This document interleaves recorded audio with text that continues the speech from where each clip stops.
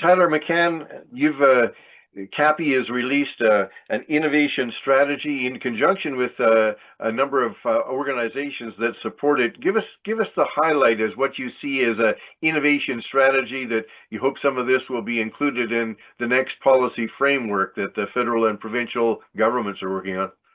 Oh, thanks for the opportunity to talk about it, Kevin. I want to start by just saying that this isn't something that CAPI's done on its own. As you say, we've done this with a broad group of partners and a group of partners that's growing. Ever since we've released this earlier this week, we've had more people to reach out to say that they support it. And it isn't an innovation strategy. We haven't gone that far. It, among other things, calls for an innovation strategy. But really what it is a call to action for governments in advance of their meetings this July to make innovation more of a priority and to really try and turn the tide on what we've seen over the last 25 years, where innovation in agriculture has become less of a priority.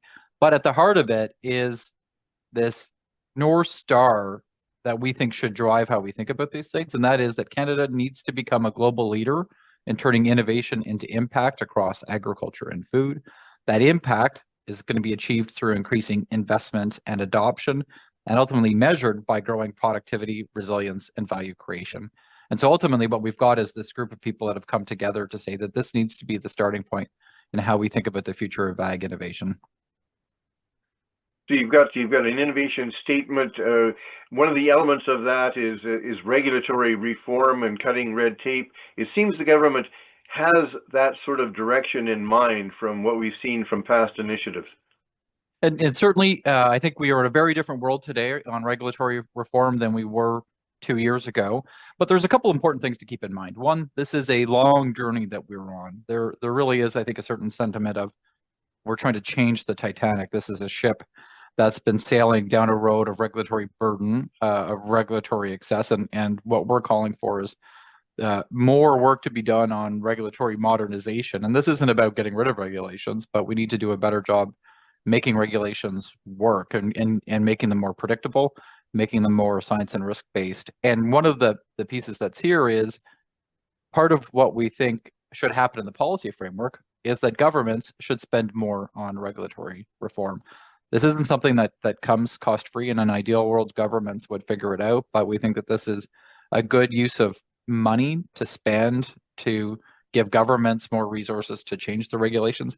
And the other thing to keep in mind, and often we lose sight of this, is that regulatory burden is not just a federal government issue. If you talk to somebody that's looking to build a new food processing facility across this country, you will get into municipal and provincial permitting issues. You've got all sorts of other barriers. And so I think that that's the other thing we're trying to shine a light on with this, is to say regulatory reform is something that's needed across the federal, provincial, territorial framework. This is something that the federal and provincial governments need to work on.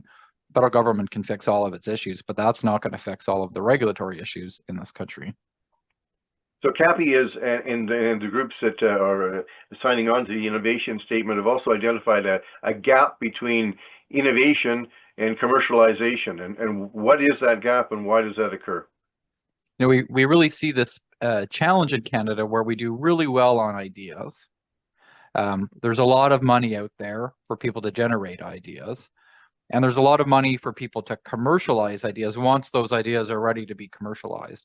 But we have this missing middle of support to say, how do you take something that is probably a good idea and do all of the work that you need to do to develop that idea, to grow that idea, to validate that idea, to take it into something that can then be commercialized. And there's a lot of things that go in it. Some of that is a programming question. How can we make sure that the government support can get to the right places that it needs, fill some of the gaps that exist that around it?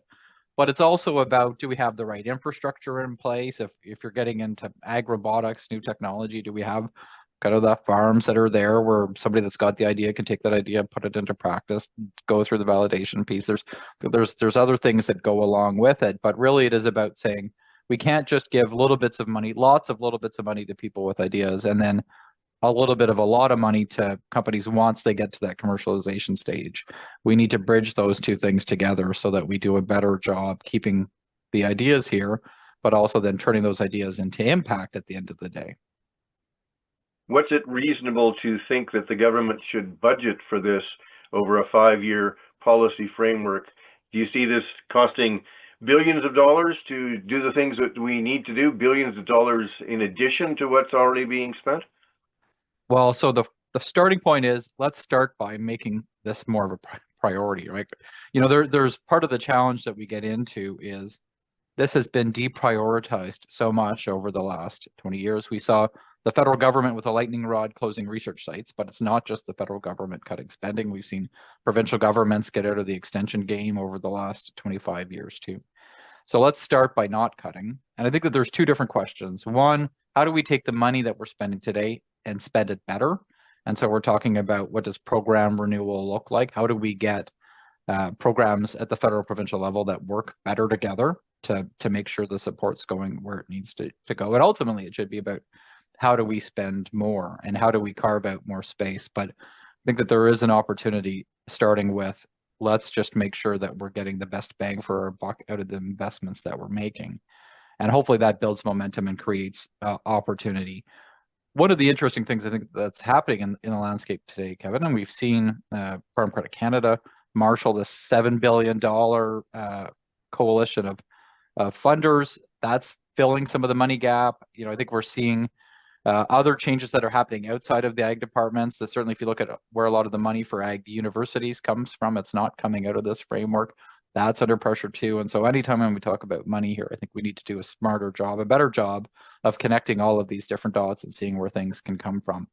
Another good example of that is the federal government's AI strategy, which it may have hundreds of millions of dollars for AI in agriculture. We need to see kind of where that goes and what that looks like, how that plays out.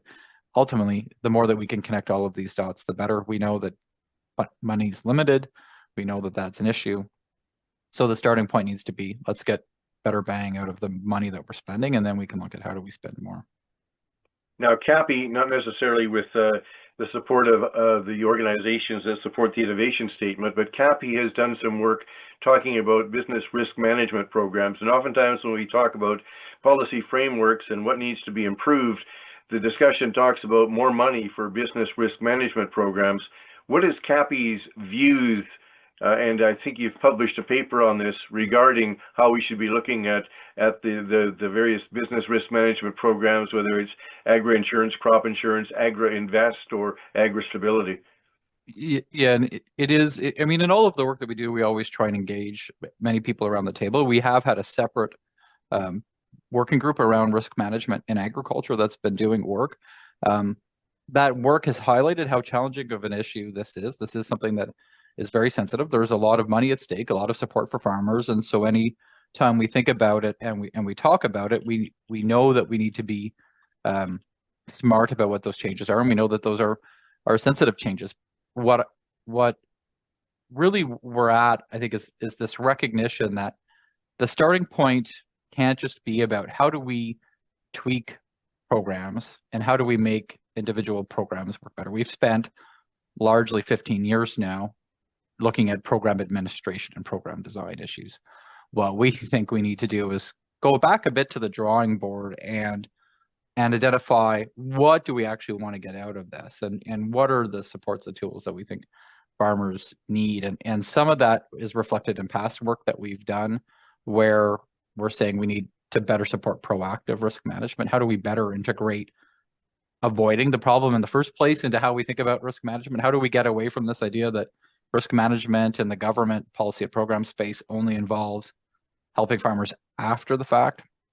But so what our work on risk management has come to a head, and the point that it's gotten to is around we've tried to distill the challenges that are out there today in kind of 5 issues that we think represent a case for change.